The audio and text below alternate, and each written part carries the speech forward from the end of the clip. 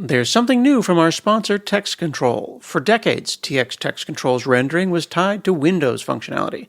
But now it's a new era. TX Text Control is platform independent.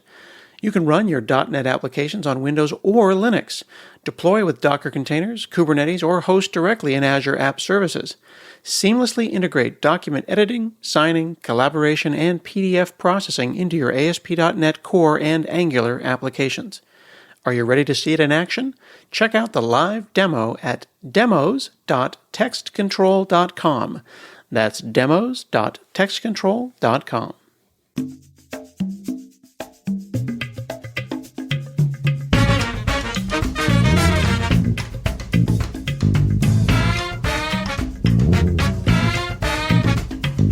Hi, I'm Scott Hanselman. This is another episode of Hanselminutes. Today I'm chatting with Dr. Michael Hansen. He is the primary on the Rhasspy voice assistant, and this is a fully open source set of voice assistant services. It's super exciting, and I'm thrilled to be chatting with you today, sir. Hi, Scott. Thanks for having me. It's an honor to be here. Yeah, so I've had Paulus on from Home Assistant. Maybe you could kind of put it all into context. What is Rhasspy? How does it relate to Home Assistant and the other things in that space? Yeah, sure. So I work for Nabu Casa, which is the company that funds the development of Home Assistant. And so they started back in 2023 a year-long push for adding voice to Home Assistant and to the open home, as they call it. So Rhasspy was a hobby project for me for a number of years, and they approached me and said, you're this open source voice guy. Would you like to be, the voice guy for the year of voice? And I said, sure. And so that's where we are today. We've been pushing to get open source components for voice into Home Assistant. So Home Assistant exists for a number of reasons, but one could argue that it exists as a vote of no confidence against some of the cloud-based assistants, whether it be the home stuff that's built into Apple or whether it's Alexa or things like that. Does Rhasspy have a similar philosophy, or am I mischaracterizing that? I would vote it not say it's a vote of no confidence, but more of a desire to keep choice available to people. So people can still hook up cloud services to Home Assistant if they choose. It's just that they need to make that choice and not have it forced upon them. And Rhasspy is the same way. It's got modular components, so you could hook up, a speech to text system that went out to the cloud if you wanted to, and a number of people did because it's just hard. It's hard to beat a data center, right? Versus a Raspberry Pi. But it was kind of a local first, and then choose if you want to put pieces out there online on the cloud. Last time I had Paulus on, it was 2021, show 788, and this show will be somewhere in the 900s. Oh, wow. So that's about 4 years. It was in the thick of COVID, and the thing that I had told him was that I think that Alexa had been keeping me on that ecosystem. It was just the simple idea that I could just holler and the light would go on or off, or I could automate things. And at the time, in 2021, Home Assistant was very touchscreen focused. People would build central touch screens in the center of their house, and that's how they would do their things, or they'd do it with their phones.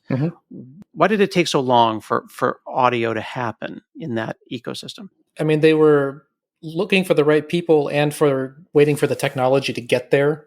And to me, the big change happened when they got ESP Home working really well. So ESP Home is a software that is part of the Home Assistant project. It runs on firmware on these small little ESP chips, and you can. I have them running all over my house. Actually, I got a sensor board in the breaker box that's monitoring whole home electricity. I've got one in the garage door that triggers the garage door to open and senses whether or not it's open with a magnet and a reed switch. And so what this firmware does is connects to Home Assistant and kind of presents it with a view that in your Home Assistant you can see, I have a sensor, I have a switch, something just like a light switch or something like that. So it acts as a nice abstract layer over the firmware and over the device. And with ESP Home in place, it became pretty clear that was going to be the path to get voice. So extend ESP Home with voice capability, and that was going to be how we'd get a device. And that's what we ended up doing. Okay. So I know that I'm the first person to say never say just when describing hard work. Like, oh, why didn't you just? Why didn't you just? Sure. But as a rhetorical argument, as a rhetorical moment to move the conversation forward, why was this hard? Why is it just not a listener into some cloud service, or why isn't it just record something and then throw it at the cloud? Sure. Weren't there simpler ways to do this? There were. I mean, in some sense, it does do that in the sense that it just records and throws it to your Home Assistant server. Mm. But the big hurdle was getting everything such that it could be open source and you could have choice for local present. And so we did achieve that. So we sell a device called the Home Assistant Preview Edition. It's an ESP device that runs open source firmware with ESP Home, and it also has a little chip on there, an audio chip from a company called Xmos or Xmos. You'll find them in speakerphones and stuff. But it does audio cleanup and a lot of nice things with audio echo cancellation, etc. But it also runs open source firmware, and so we're trying to get the whole stack here to be hackable, open source, and free for people, so that they can, I guess, they can have confidence and they can also change things as they please. Do all the Home Assistants, and I say that with like the generic noun, do all the different things, whether it be Siri or Alexa, or do they all send stuff up into the cloud to recognize our voices? Is there any voice recognition other than the wake word happening locally on the kind of the traditional voice assistants that are available? Not as far as I know, and I believe, at least in Amazon's case, the wake word also there's two models. I believe there's the local model that triggers first, and then there's a check with the cloud to double check that it actually happened, that you actually said the word, which we may end up adopting a similar approach, except having the larger model run on like the Home Assistant server, because it's really difficult to get some of these things to run on such a tiny chip. I mean, these things are in the 200 megahertz range, which, when I was growing up, that was a big deal. Like, that was fast, right? But nowadays you can barely run anything, it seems, on 200 megahertz and 16 megs of RAM. I remember doing really, really, really basic voice to text, Dragon Naturally Speaking, of course, running it on 46s, Pentiums. They were very constrained rather than allowing someone to say anything. Some of the early voice systems were like, here's 20 words that it knows. Yeah. And if you dug into it, it wasn't that it really knew the word. It was either comparing waveforms or it was listening for hard consonants. Can you talk about the difference between how early voice recognition worked and then what changed that allow us to ask open-ended questions with voice? Well, and actually, I'll contrast the open-ended too with what Rhasspy does, because I think there's an important difference there. Good point. So early on, there was usually it was like looking for hard-coded waveforms, or like you said, consonants, but basically spectrographical features, right, in the spectrogram features. And it still does that, except the method for doing it is much more sophisticated. I mean, nowadays, using neural networks and stuff, there's all sorts of ways to do it with that. So that's for open-ended. You these days you would train some neural network and be off to the races, but it I don't know, you need huge ones to have very open-ended questions. And this is where we run into problems when trying to run things locally. Where I kind of settled with Rhasspy, there's a speech to text program called Caldi that kind of had a really nice middle ground. It wasn't fully neural network based, but it also, so you could ask open-ended questions, but there was still some constraint. You had to give it lots of text, and it could answer certain questions, or it could recognize certain questions. And I found that the open-ended stuff was performed really poorly with these things. And so the approach I took with Rhasspy was to kind of change the question from what did the user say to which of these things did the user say? And that was a major difference in terms of accuracy and everything, because if you're saying turn on the lights to your voice assistant, you probably also don't need to say, grandma's baking cookies, or some other sentence. You don't need the the whole English language at your fingertip or at your voice, right? Do you then ignore it if they say extraneous things? So that was a tricky thing that I've only recently got to work robustly. Adding an option that says it's not any of those things. Caldi, unless you go a certain route, it will try as hard as computerly possible to fit what you said to one of those phrases, and that was a problem too because especially in the early days, wake words were so poor that you get false activations quite a bit, and if you combine that with a kind of a closed system where it was recognize what just from this set of phrases that you could say, then you would almost surely get some random light in your house to turn on or something, unintended. What is the difference? So Caldi is spelled KLDI, and it's the Caldi ASR project. Yep. What is, and they've been around for a decade, Yep. and really, really active in the last 4 or 5 years. Can you explain the difference in responsibilities from a computer science perspective between what they do and then what your piece does, and then what you're allowed to say and what you're not allowed to say? Because I'm not quite understanding what Caldi does and what Rhasspy does. So Rhasspy is kind of a toolkit where you can plug and play different speech to text, text to speech systems, and build your own voice assistant by putting components together. One of those components is Caldi, and I used Caldi in a very particular way where you could come in and say, "These are the voice commands I'd like you to recognize," and you would tell up front, and then it would program Caldi to do that. Caldi can be used in a more open-ended way as well. I see. And I know that open source has been like fundamentally important to everything that Home Assistant does, and presumably as well all the way to Rhasspy. But then I understand that if you start using models that have been trained, it gets ethically squishy around what the data was trained on. Caldi includes 24 models that you can get in different languages, and there's English, there's multiple English ones, there's Mandarin, there's Arabic. Do we need to think about that if we're really focused on an open source Home Assistant? Do we have to think about the models and where they came from? Definitely. Or does the fact that they're pluggable make it not that big of a deal? I mean, it pushes the responsibility onto the user. So you need to make sure that you're in compliance with whatever the license is if you can plug in your whatever model. So I took that to heart, though, and as part of the Rhasspy project, I've trained a number of Caldi models off of Mozilla's Common Voice dataset. So their stuff is all public domain, and they work hard to source that, correctly and according to a public domain license. And data is really where things have been tough, especially for languages outside of English, German, French, Spanish. A couple of big ones.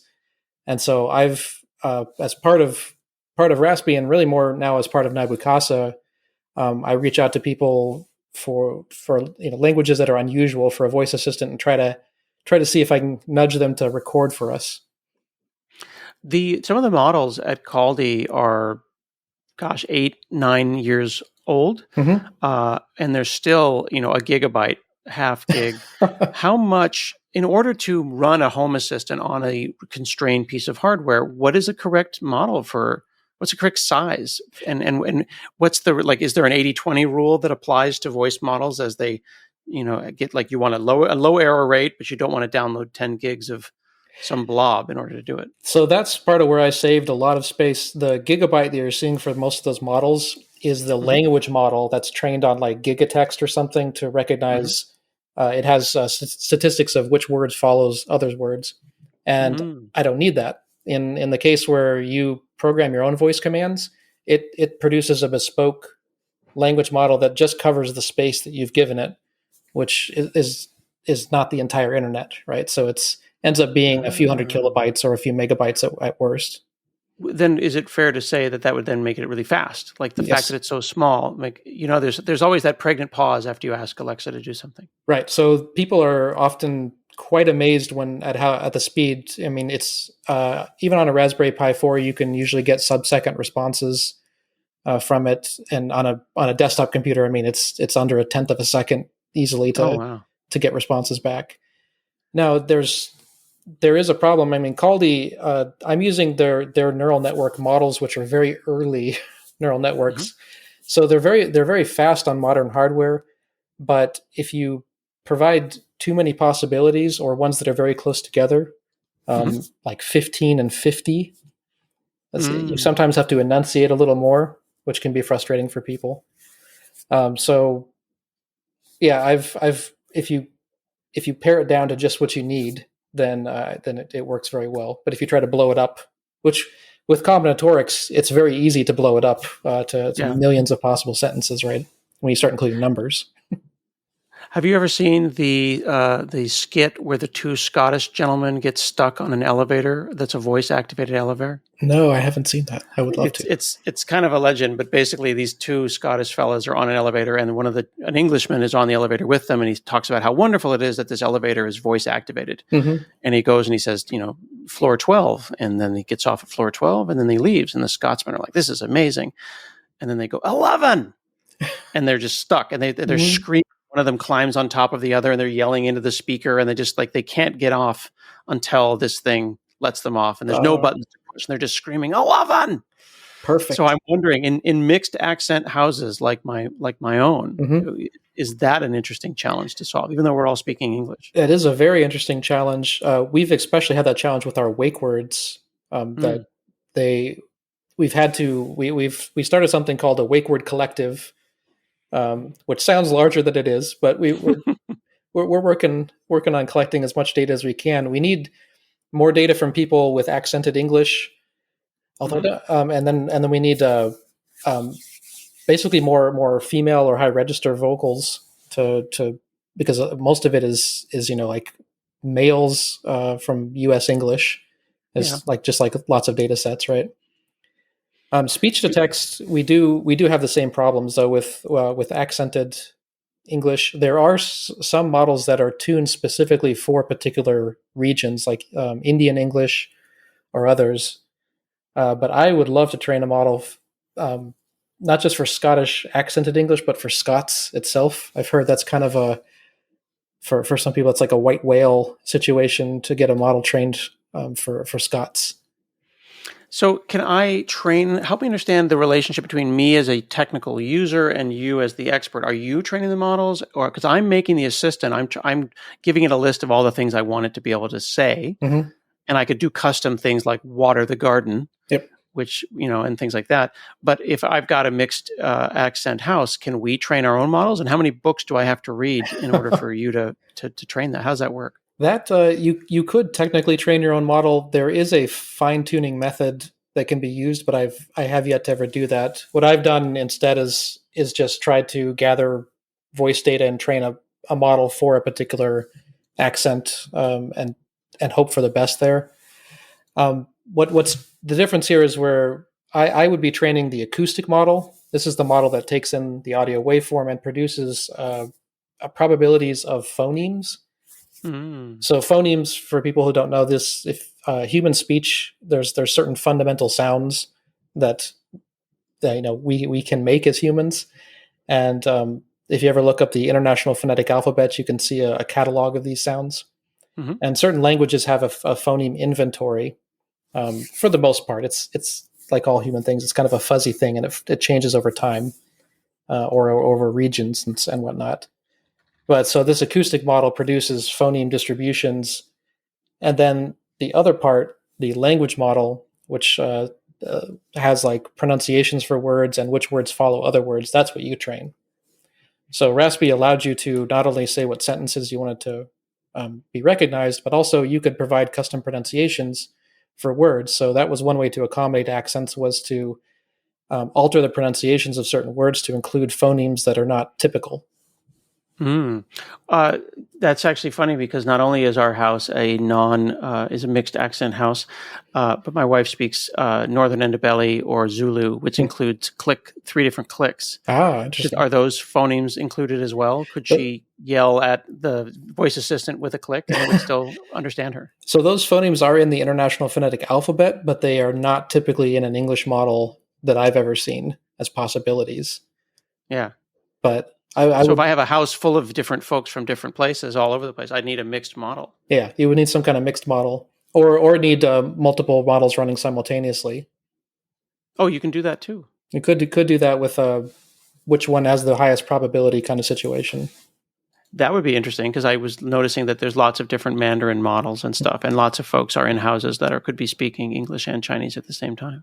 Yeah, we've tried to make things work for multilingual households with the voice assistant stack. It's tricky, but one thing we're wanting to add soon is the ability to have a different wake word would trigger a different language pipeline in our system. So that'd be a smart way to do it. Yeah. And then you don't have to play games with, trying to guess a probability of a sentence and whatnot. Yeah. Bypass the whole thing. And just, if they say computer in a different language, then it's like, all right, branch right at the opening.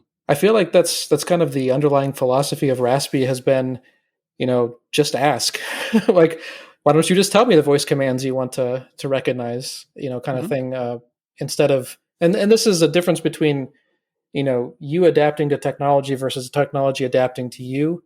I kind of felt like it was a middle ground where this was you teaching the technology how to behave. Right. Okay, so here's maybe a little bit harder question, and I asked Paulus this as well. How do you get not just Home Assistant, but Rhasspy to break into more than just the enthusiast techie world? Yeah. Is it the out-of-box experience? Like, maybe someone who's listening is a Home Assistant fan, they didn't know Rhasspy existed. How much tinkering, and if they have to open Emacs, that's too hard. Before someone is successful setting up an offline voice assistant. So Rhasspy, I would say, is for the tinkerers. If you're not part of that crowd, then you probably want to ignore that for the time being. The out-of-box experience, absolutely, I think, is the big differentiator, and that's where on the Home Assistant side, we've done a much better job with that. So on the Home Assistant side, I've taken pieces from Rhasspy and basically put them in the ecosystem so that it fits very nicely and has a nice out-of-box experience for people.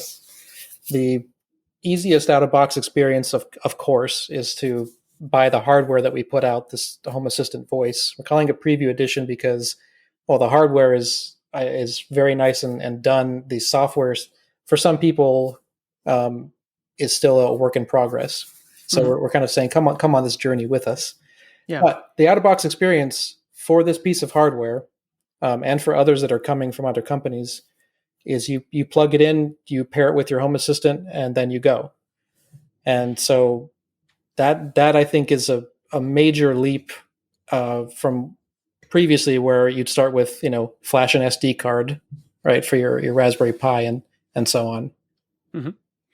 So is Rhasspy the underlying product underneath Home Assistant Assist? I would say ideas from it are, but Rhasspy itself is the project that I had before coming to Nabu Casa.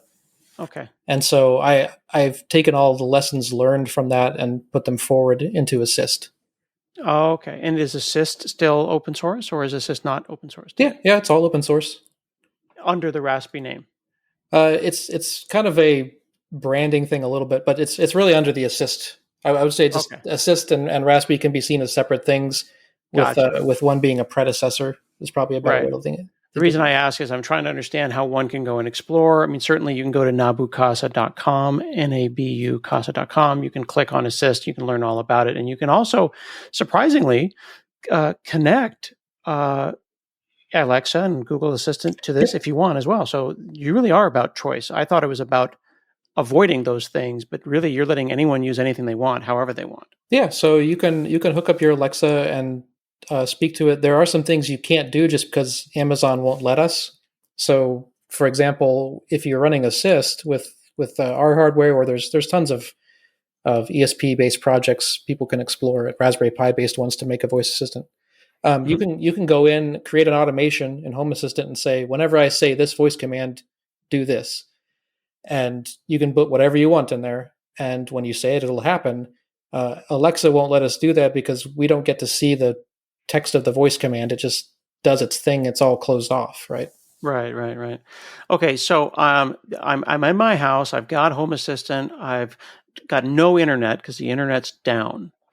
I've got Home Assistant running on either a Raspberry Pi or in a Docker container inside my house. We have no external talk. where is the speaker? What does it look like? How many do I need to get? And walk me through that process. I'm in my house and I'm yelling to turn the lights on. Okay. So you're going to have some kind of voice assistant hardware, like the Voice PE or Preview Edition I mentioned. There are Raspberry Pi based solutions, or there are ESP home based ones. So you probably want one in each room. And these what they do is they'll sit there waiting for the wake word. When you speak to it, or when you say the wake word, it will stream the audio to your Home Assistant server where it's processed. So depending on what you have as the speech to text processor there, depends on what happens next. Okay, so it's not listening at all times. It is and it isn't. Like we always talk about that idea, like is it listening versus is it not? Right. Can you help me understand that? Because I've still struggled to explain to a non-technical parent that listening to everything you say is different from a listening for a hard K in Alexa. Yeah, it's a different thing. So basically, it will sit there keeping only just enough audio to check whether or not the wake word is there. So that's the only audio that's ever kept, and that's immediately thrown away. And the moment it detects that you said the wake word, now it starts pushing that data out to the Home Assistant server in our case, or in Alexa's case, the internet. Yeah. Or in this case, inward. Yeah. Right. In this case, if I have the voice assistant, voice PE puck sitting on my desk, it's on my internal IoT network with my Home Assistant. Yeah. And it just bounces on the intranet. Yep. Okay, cool. Yeah, so now the audio makes it to your Home Assistant server, so now we got to do something with it.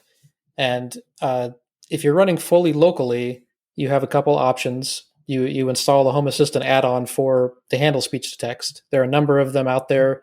We have one for Whisper, so you can run OpenAI's Whisper with whatever model you choose that will run on your hardware. This is the tricky part.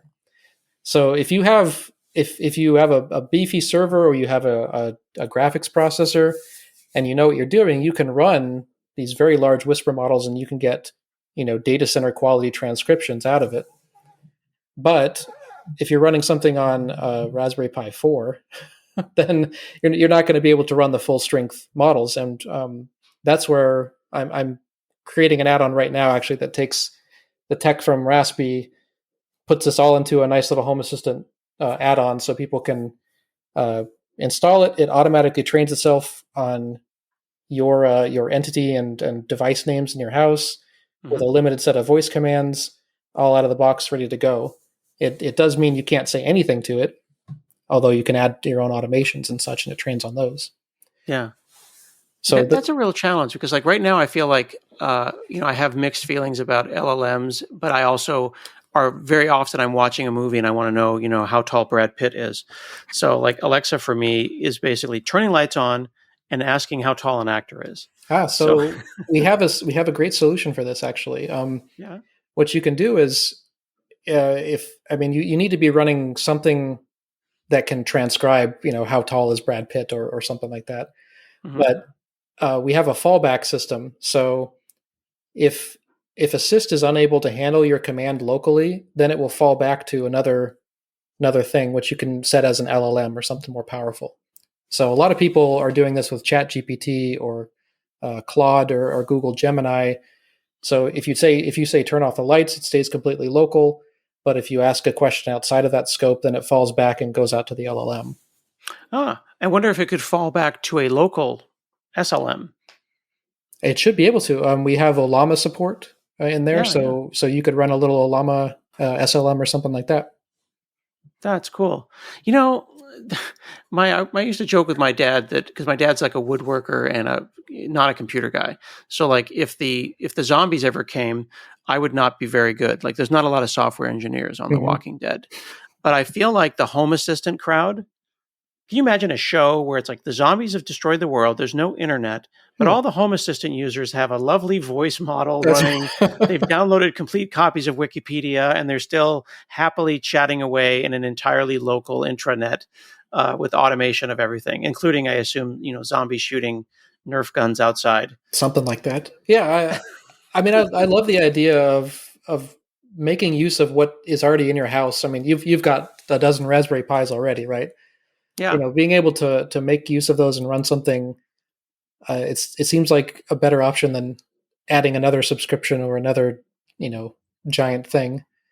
But there are some people too where it's a bigger deal than just a preference of cloud versus not. I've had conversations with people who are quadriplegic, for example, and they had to add Alexa and Google Home and Siri, all of these things, because if any one of those services went out, they were they were in a bad situation. They'd have to call somebody or try to get a hold of somebody. And so they were very interested in Rhasspy and local voice because they needed something more robust just for their day-to-day activities. So I think, to me, that's a really cool intersection where you have techies who are interested for privacy reasons, and you have people who need it for just to live their lives. So I'm over here at home-assistant.io/voice-PE. I'll put a link in the show notes. And it says I can buy the Home Assistant Voice Preview Edition now. And it's just $59. Yep. That's amazing. And it's included. I mean, it's included in my existing subscription. I can keep running the Home Assistant, or I can just pay Nabu Casa for cloud support. But there's no hidden fee underneath this. No. So you can, if you have a Home Assistant subscription, a Home Assistant cloud subscription, you can hook it up and you can do voice to text and text to voice through the Nabu Casa cloud, which really goes out to Microsoft Azure. And that works for a lot of people. There's huge language support. If you prefer not to use a cloud, then we have tutorials for that. We even have a little wizard that will guide you through that. Yeah. And there's a whole section on contributing to the voice initiative. So if you're a native speaker of a voice that is not supported, I went and I selected Zulu. It's not currently supported. You can go and create and donate a Piper voice. Yes. So Piper is a text-to-speech system that I want to say I built. I built Piper, but the underlying model was built by somebody else. It's called a VITS or VITS model. And so I didn't research and design that model or anything. But I trained a bunch of these Piper voices, and I still get volunteers. I have probably a dozen volunteers now that are reading sentences online. We've collected about 2 to 3 hours worth of recordings from each of these people, and that's enough to train a voice that's good enough to give responses to voice commands. And I'm trying to get as many languages as I possibly can. Nabu Casa will pay for recording studio time for certain languages, and then we take that data and put it out in the public domain.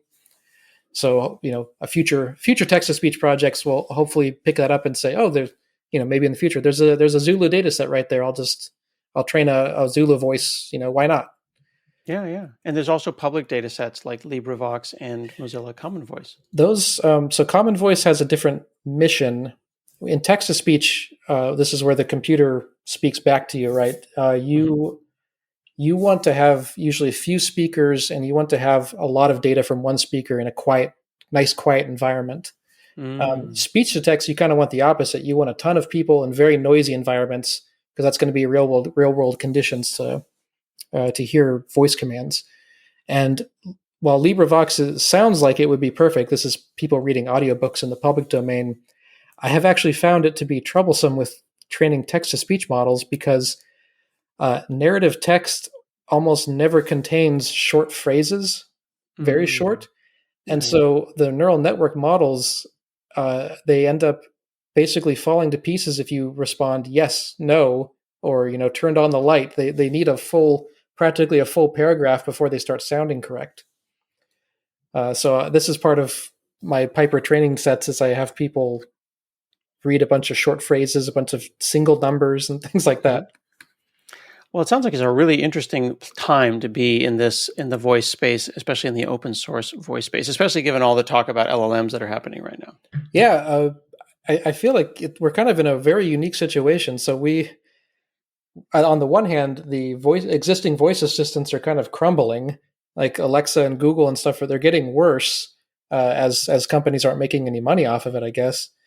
And at the same time, everyone's getting excited about LLMs, and we provide a path where you can just hook it right up to ChatGPT if you want. So right now, you could, if you had the Home Assistant cloud subscription and an OpenAI subscription, you can have a fully a full voice assistant that goes straight up to ChatGPT and controls your house. Yeah. It does seem to me, though, that that's wasteful from a power perspective, and that the combination of like Home Assistant Yellow or Home Assistant Connect with the Voice Preview Edition would be the most energy efficient and most private and clean way to get involved in this space. Yeah. If you're really wanting to do the LLM stuff, though, locally, and you're wanting to be performant and power efficient, there are a number of choices, but they're pretty expensive. Like NVIDIA has their Jetson boxes that you can buy. I mean, but the ones that you really want are $2,000 to $5,000 kind of deal, and they're not very plug and play with Home Assistant. I feel like that's kind of a missing piece. I would love to see in sometime in the future where, I mean, people could have an AI box sitting in their house, right? That runs these kinds of things, and it'd be great if we could hook it up to Home Assistant. Yeah, I've got a Copilot PC, a Microsoft Copilot PC, which is a Snapdragon, and it has a 40 TOPS NPU, and I can run Llama 3.2 on the NPU in like 20 watts, so low powered. And then using something like LM Studio or Ollama, you can then expose it out to the local network as an OpenAI compatible endpoint.